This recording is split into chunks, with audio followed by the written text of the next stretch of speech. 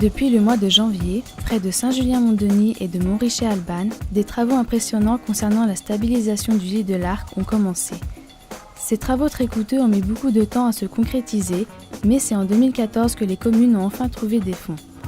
2 communes sont impliquées dans les renforcements des digues, la commune de Saint-Julien-Mont-Denis et celle de Montrichet-Albanne.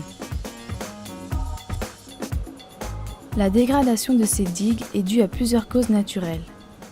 Oui, en fait, le problème qu'on a à traiter, c'est un affouillement assez profond du lit de l'Arc, un enfoncement du lit de l'Arc qui est dû en fait au cru des années 90, qui en fait ont dépavé les blocs qui stabilisaient l'Arc à cette époque et de manière historique.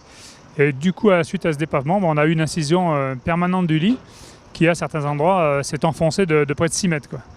Donc à partir du moment où le lit s'enfonce, on arrive d'abord aux fondations des digues, puis largement en dessous. Donc quand on a démarré le chantier, le lit de l'Arc était à 2 mètres en dessous du fond de fouille, du fond des fondations des digues existantes, quoi.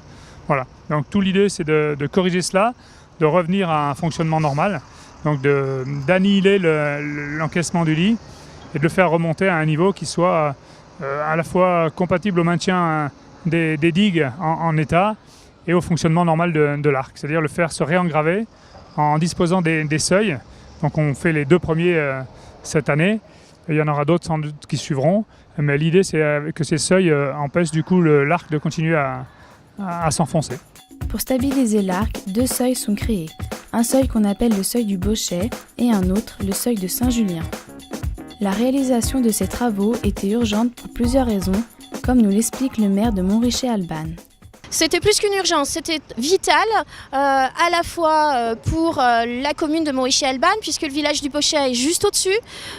C'était vital aussi pour plusieurs entreprises, Ferropem, pour la RD 81 qui passe à proximité, pour les réseaux électriques et puis les réseaux SNCF parce que petit à petit l'Arc affouillait de plus en plus. L'entreprise Hydratec préconise de réaliser 6 seuils, mais le manque budgétaire contraint les maires à en réaliser pour l'instant 2, les plus urgents. Oui, on est parti sur effectivement 2 seuils qui étaient très urgents. Hydratec préconise d'en faire 6. Là, pour l'instant, il y a quand même 2,5 millions qui sont engagés. Il y a le département, l'État, la commune de Montrichet-Albanne, la communauté de communes qui est maître d'ouvrage et le SPM qui assiste, et puis d'autres par EDF, TELT, SFTRF qui travaillent par forfait. Et là aussi c'était nécessaire et ce groupement de tout le monde a permis de faire ces travaux en urgence. Les travaux ont commencé pendant la période d'eau basse de l'Arc et devraient se terminer fin mai.